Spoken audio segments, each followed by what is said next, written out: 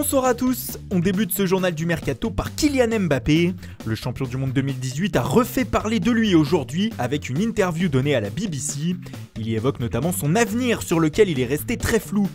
Imaginez que je réponde à votre question et que je dise quelque chose. Tout le monde en parlerait et ce n'est pas bon pour le PSG. Je suis au PSG actuellement et je suis à 100% avec le club. Je veux aider le club à grandir cette saison, à gagner beaucoup de titres. Donc pour moi, ce n'est pas bon de parler de mon avenir. Le Français a donné rendez-vous en fin de saison pour l'évoquer. Toujours au PSG, si Edinson Cavani venait à partir, la direction parisienne songerait à Kevin Gamero pour le remplacer. Le Français est sur la liste des transferts à Valence qui en réclame 14 millions d'euros. On passe à notre premier focus du jour sur l'Olympique Lyonnais. Hier soir, les Gaunes ont annoncé l'arrivée de leur première recrue en la personne de Karl Toko Ekambi. L'attaquant camerounais arrive sous la forme d'un prêt payant de 4 millions d'euros, assorti d'une option d'achat de 11,5 millions d'euros qu'il sera possible de lever en fin de saison.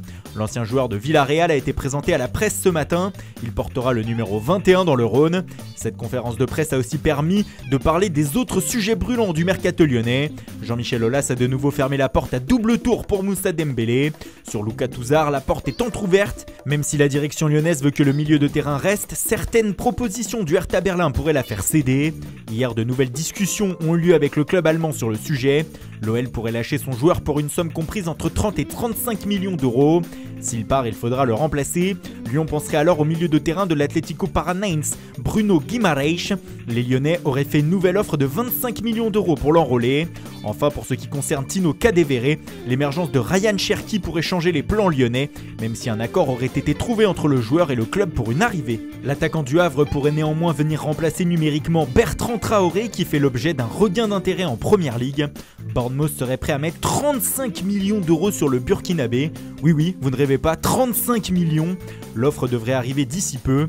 Selon nos informations, West Ham et Leicester seraient aussi sur les rangs. À l'étranger, place à notre deuxième focus du jour sur l'Inter. Même s'ils ont recruté Ashley Young le week-end dernier et que Victor Moses passe actuellement sa visite médicale pour officialiser un prêt avec option d'achat de 10 millions d'euros, le club italien connaît quelques petites difficultés sur de plus gros dossiers. Sur le dossier Christian Eriksen, les offres formulées par les Lombards ne convainquent pas pour le moment Tottenham. La dernière en date serait de 13 millions d'euros plus 2 millions d'euros de bonus.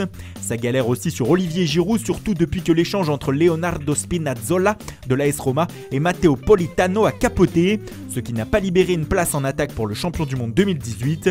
L'Inter suit aussi Thomas Meunier en fin de contrat en juin avec le PSG et Luka Modric dans la même situation au Real Madrid et que Antonio Conte aimerait récupérer gratuitement l'été prochain. Enfin, dans le sens des départs, le club lombard a fixé le prix qu'il voulait pour Gabigol, à savoir 25 millions d'euros. Les interistes ont aussi repoussé les avances de Manchester City et du Barça pour leur jeune défenseur Alessandro Bastoni. On file en Allemagne maintenant où l'actualité est chargée. Dans un premier temps, le Bayern Munich serait sur le point de se faire prêter le défenseur du Real Madrid, Alvaro Odriozola. Barré par Dani Carvajal à Madrid, l'Espagnol pourrait venir se relancer en Bundesliga. À Leipzig, c'est Timo Werner qui fait beaucoup parler. L'attaquant allemand est en pleine bourre cette saison avec son club et plusieurs écuries seraient sur les rangs pour l'enrôler. C'est le cas du Real Madrid et du FC Barcelone bien sûr, mais aussi de Liverpool. D'ailleurs, les Reds auraient les faveurs de Werner qui aimerait être coaché par son compatriote Jürgen Klopp. On reste à Leipzig avec un autre dossier, celui de Dayot Upamecano. Le défenseur central français fait l'objet d'une forte convoitise de la part d'Arsenal.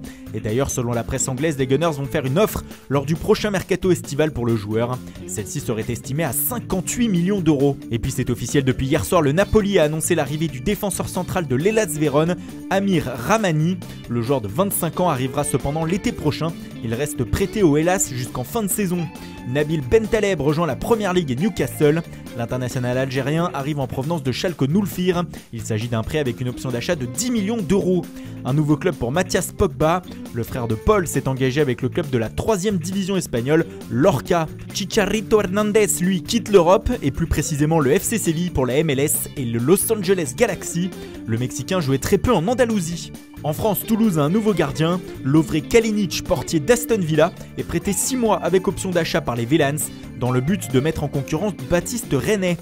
Voilà, c'est tout pour aujourd'hui. Bonne soirée à tous et rendez-vous dès demain matin pour de nouvelles informations sur le Mercato.